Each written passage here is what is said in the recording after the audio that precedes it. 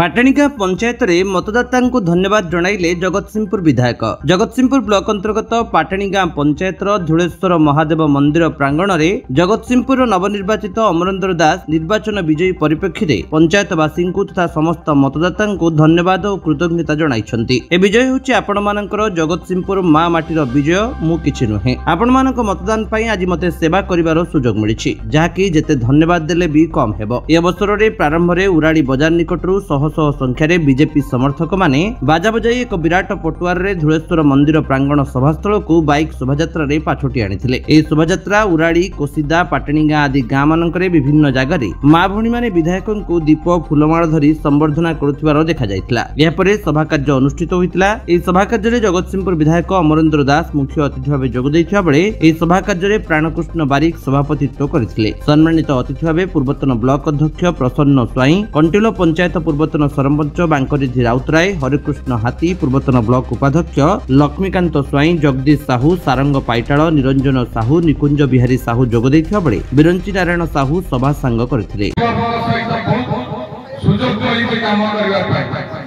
दुर्नीति विरुद्ध लड़िबार शक्ति तांका धर्म पाई तांका धर्म सिखिछि एवं छोट बड़ा ठारू मो अंचल जो शाखा लागुला पवित्र भाई ढेंगा नाला चंदी से समय रे जेतबेले मोर जाउथि से शाखा को से जो बही मंत्र पढ़ि पाउथले भगत सिंह, जयराज ठाकुर, सुखदेव, राणा प्रताप, सुभाष तांको बही पढ़ि छोट बड़ा ठारू मोर प्रेरणा आसिला अन्याय अनैतिक दुर्नीति विरुद्ध लड़िबा